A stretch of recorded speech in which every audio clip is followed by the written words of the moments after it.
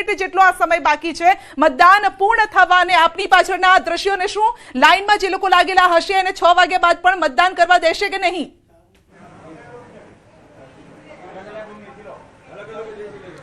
बिल्कुल संजय, जे प्रकार गर्मीनो पारो 42 डिग्रीए पहोंच्यो तो एटले लोको गर्मी ओછી થયા બાદ મતદાન કરવા પહોંચી રહ્યા છે। તમામ મતદાન મથકો ઉપર ધીરે ધીરે લોકો આવી રહ્યા છે, કારણ કે ગણતરીની હવે માત્ર 1 થી 2 મિનિટ બાકી છે। ત્યારે દ્રશ્યો જોઈ શકાય છે અને કહી શકાય છે કે જે લોકો મતદાન મથકની અંદર આવી ગયા છે ચોક્કસ તેને મત નાખવાનો અધિકાર આપવામાં આવશે, કારણ કે આ પહેલેથી જ કહેવામાં આવેલું કે ગરમીનો પારો હાઈ ગયો છે, જેને લઈને મતદાનમાં કદાચ 5-10 મિનિટની છૂટ આપવાની વાત હતી, પણ સરકાર દ્વારા કોઈ ગાઈડલાઈન આપવામાં નથી આવી। પણ લોકો ગરમીનો પારો ડાઉન થતા અને 6 વાગવાના માત્ર 1-2 મિનિટ બાકી છે ત્યારે લોકો પહોંચી રહ્યા છે મતદાન કરવા માટે। ત્યારે ચોક્કસ એટલું કહી શકાય કે જે લોકો આ મતદાન મથકની અંદર આવી ગયા છે તેમને મત નાખવાનો અધિકાર આપવામાં આવી રહ્યો છે, કારણ કે જે પ્રકારે સુરતના સમીકરણો છે, સુરતના સમીકરણો બાદ મતદાન નિરસ્યું છે, લોકો ઓછી સંખ્યામાં પહોંચ્યા છે, ત્યારે ગણતરીની માત્ર હવે 1 કે 2 મિનિટ છે અને જે લોકો મતદાન મથકની અંદર છે તેમને મત નાખવાનો અધિકાર આપવામાં આવે છે। હું જે દ્રશ્ય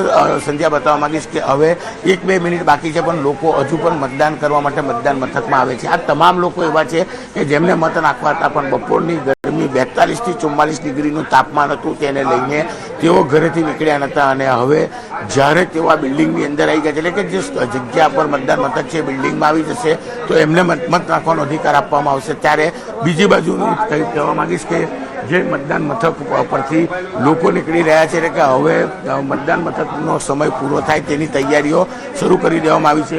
હું મારી સામેના એક દ્રશ્યો બતાવવાનો કેમેરામેન જીગરને કહીશ કે જોઈ શકાય છે કે ઈવીએમ પેક કરવા માટે જે પેટીઓ વાપરવામાં આવતી છે, પેટીઓ રૂમમાંથી કાઢવાની શરૂઆત થઈ ગઈ છે। ધીરે ધીરે પેટીઓ અલગ અલગ, કારણ કે આપણે વાત કરી રહ્યા છે ત્યાં જ 1 જ મિનિટનો આ સમય બાકી છે, 1 જ મિનિટ ફક્ત બાકી છે। બિલકુલ, તો 15 મહાનગરપાલિકામાં હાલ મતગણતરીના જે આંકડાઓ સામે આવ્યા છે, હવે 1 મિનિટનો સમય બાકી છે। શાંતિપૂર્ણ માહોલમાં સ્થાનિક ચૂંટણી પૂર્ણ થઈ ચૂકી છે, તો સ્થાનિક સ્વરાજ્યની ચૂંટણી આ વખતે ખૂબ જ શાંતિપૂર્ણ માહોલમાં પૂર્ણ થઈ, ખૂબ જ ઉત્સાહ સાથે આ ચૂંટણી પૂર્ણ થઈ છે। રાજ્યમાં અત્યાર સુધીમાં મતદાન 60% પાર પહોંચ્યું હોય તેવું અનુમાન લગાવવામાં આવી રહ્યું છે। હવે 28મી એપ્રિલે મત ગણતરી થશે ત્યારે પરિણામ ખ્યાલ આવશે। કુલ 25,516 ઉમેદવારોનું ભાવિ ઈવીએમમાં કેદ થઈ ચૂક્યું છે।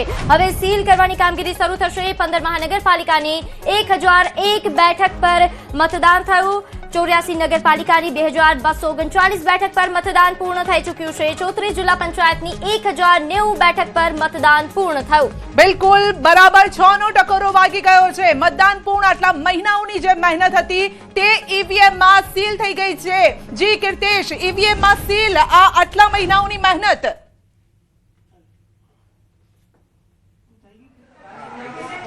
બિલકુલ સંધ્યા, 6નો ટકોરો થતાની સાથે હવે મતદાન સ્ટોપ થઈ ગયું છે। તમે જોઈ શકાય છે કે જે લોકો મતદાન કરવા માટે અંદર આવી ગયા છે તેમને મત નાખવાનો અધિકાર આપવામાં આવશે, તે સિવાય તમામ લોકોને મત નાખવાનો અધિકાર આપવામાં આવશે નહીં। તમામ લોકોને બહાર હવે અટકાવી દેવામાં આવ્યા છે, કારણ કે જે મતદાન મથક છે તેની અંદર આવી ગયા છે તે લોકો તમામને મતદાન કરવાનો હક આપવામાં આવ્યો છે, કારણ કે આ વખતે ગરમી અને જે કીર્તેશ આ બહાર જાઓ અને લોકોને પણ પૂછો કે કેમ આટલા છેલ્લે આવ્યા, કેમ મોડું થયું, એ લોકોને પણ પૂછો કે એ લોકો જે આવ્યા હશે હવે એ મત નહીં આપી શકે। બિલકુલ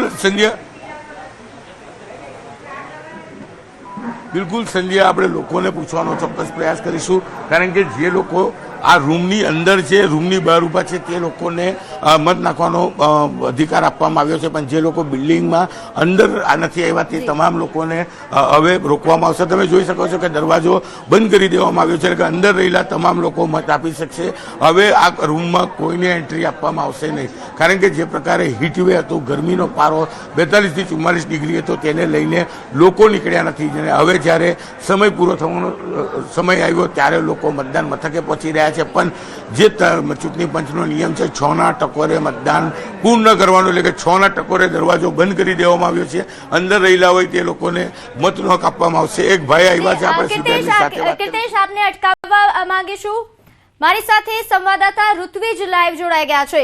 ઋત્વિજ, હવે સ્થાનિક સ્વરાજ્યની ચૂંટણી જેનું પરિણામ પૂર્ણ થઈ ચૂક્યું છે, મતદાન પૂર્ણ થયું છે, પરિણામ આવશે। મતદાન પૂર્ણ થઈ ચૂક્યું છે, હાલ સીલ કરવાની જે કાર્યવાહી છે કેવા બંદોબસ્ત સાથે હવે સીલ કરવાની કામગીરી શરૂ થઈ છે? જીના વાત કરીએ તો સવારે 7 વાગે મતદાનની શરૂઆત કરવામાં આવી હતી અને 6 વાગે મતદાન પૂર્ણ થઈ ગયું છે. આપ જોઈ શકો છો હાલ દ્રશ્યની અંદર જે ઈવીએમ મશીન છે તે હવે સીલ કરવાની પ્રક્રિયા છે તે તમામ મતદાન કેન્દ્રો પર કરવામાં આવી રહી છે. જો ગુજરાતની વાત કરીએ તો 393 જેટલી સ્થાનિક સંસ્થાઓ માટે આજે મતદાન યોજાયું હતું અને જેમાં વાત કરીએ તો 15 મહાનગરપાલિકા, 84 નગરપાલિકા, 34 જિલ્લા પંચાયત અને 260 તાલુકા પંચાયત માટે આ મતદાન યોજવામાં આવ્યું હતું. જો તેમાં 731 જેટલી બેઠકો છે તે બિનહરીફ જાહેર કરવામાં આવી હતી, જ્યારે બાકીની જે 9308 બેઠકો ઉપર આ સીધી ટક્કર હતી ને તેમાં 25551 જેટલા ઉમેદવારો છે તે મેદાનમાં ઉતર્યા હતા. આ તમામ ઉમેદવારોનું ભાવિ છે તે હવે ઈવીએમ મશીનની અંદર સીલ થઈ ચૂક્યું છે અને આ જે દ્રશ્ય જોઈ રહ્યા છો હાલમાં ઈવીએમ મશીન સીલ કરવાની પ્રક્રિયા છે તે કરવામાં આવી રહી છે. ત્યારબાદ અહીંથી જે ઈવીએમ મશીન છે તે પૂરતા પોલીસ બંદોબસ્ત સાથે અહીંથી જે સ્ટ્રોંગ રૂમ ખાતે ખસેડવામાં આવશે અને ત્યારબાદ હવે મંગળવારે એટલે કે 28મી તારીખના દિવસે આ પરિણામ છે તે દિવસે આ જે ઈવીએમ મશીન છે તે ખોલવામાં આવશે. એટલે તમામ જે ઉમેદવારો હતા તેઓનું ભાવિ છે તે આ ઈવીએમ મશીનની અંદર હાલ સીલ થઈ ચૂક્યું છે અને સીલ કરવાની જે પ્રક્રિયા છે તે કરવામાં આવી રહી છે. એકંદરે વાત કરીએ તો સમગ્ર ગુજરાતની અંદર મોટાભાગે શાંતિપૂર્ણ માહોલની અંદર આ મતદાન છે તે પૂર્ણ થયું છે. જે ખાસ કરીને સુરક્ષા વ્યવસ્થાની વાત કરીએ તો તમામ જગ્યાએ શાંતિપૂર્ણ માહોલમાં આ મતદાન પૂર્ણ થાય તે માટે પોલીસ વિભાગ પણ સજ્જ હતું અને પોલીસ વિભાગ દ્વારા પણ ખાસ તકેદારી રાખવામાં આવી હતી. મોટી સંખ્યામાં દરેક જગ્યાએ ઋત્વિજ આપ અમારી સાથે જોડાયેલા રહેશો. પ્રણવ પણ આપણી સાથે જોડાયેલા છે અને તેમની પાસેથી અપડેટ મેળવીશું. મતદાન પૂર્ણ થઈ ચૂકી છે, 6:05 આ સમય થઈ રહ્યો છે. પ્રણવ, હવે પ્રોસીજર આખી કયા પ્રકારની હોય છે? ઈવીએમ હવે સીલ થઈ જશે અને ત્યારબાદ સ્ટ્રોંગ રૂમમાં મૂકવામાં આવશે. આ પ્રોસીજર આખી સમજાવજો અને એ સ્ટ્રોંગ રૂમ કેટલો મહત્વનો છે? દરેક પાર્ટીના કાર્યકર્તાઓ પણ એની રખેવાળી કરવા બેસતા હોય છે.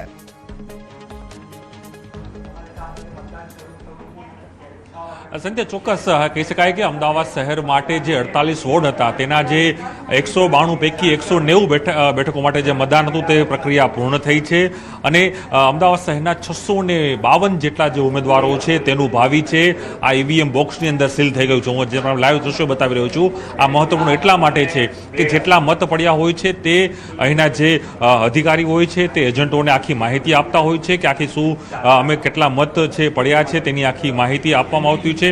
ત્યારબાદ આ જે ઈવીએમ છે તે હાલ અહીં સીલ કરવાની જે પ્રક્રિયા છે તે કરવામાં આવી રહી છે. ત્યારબાદ આ તમામ જે ઈવીએમ છે તે હાલ જે કહી શકાય જે કંટ્રોલ રૂમ બનાવવાનો છે ત્યાં મોકલવામાં આવતા હોય છે. ત્યારબાદ જે તે અધિકારીઓને સૂચના આપવામાં આવતી હોય છે, અધિકારીઓની જવાબદારી હોય છે તે અધિકારીઓ તે તમામ જે ઈવીએમ મશીનો છે તે જે અમદાવાદ શહેરના 2 સ્થળો છે LD એન્જિનિયરિંગ કોલેજ અને જે કહી શકાય કે ગુજરાત કોલેજ, એ બંને સ્થળો ઉપર આ બધા ઈવીએમ મશીનો જે છે અમદાવાદ શહેરના 48 વોર્ડના તે ત્યાં લઈ જવામાં આવતા હોય છે. ત્યાં એ તમામ રાખવામાં આવતા હોય છે. ત્યાં પણ જે તે પાર્ટીના જે વ્યક્તિઓ હોય છે, કાર્યકર્તાઓ હોય છે, જે ઓબ્ઝર્વર હોય છે તેની દેખરેખ અંદર એ આખી જે કામગીરી છે તે કરવામાં આવતી હોય છે.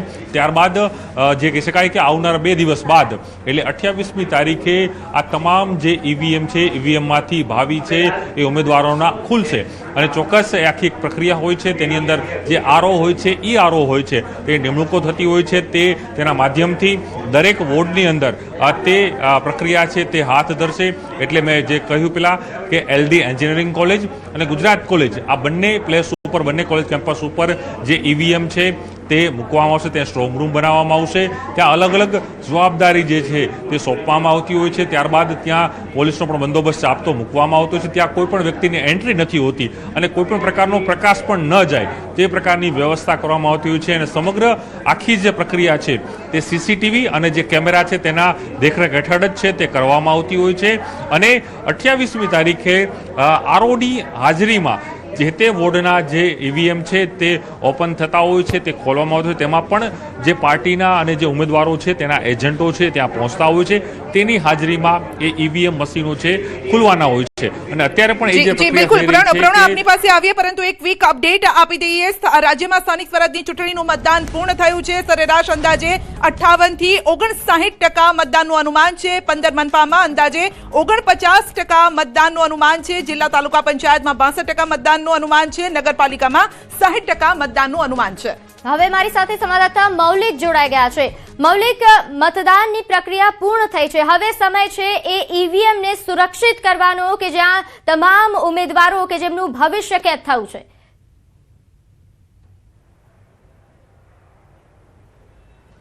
બિલકુલ પ્રીતિ, 6 વાગ્યા સુધી જે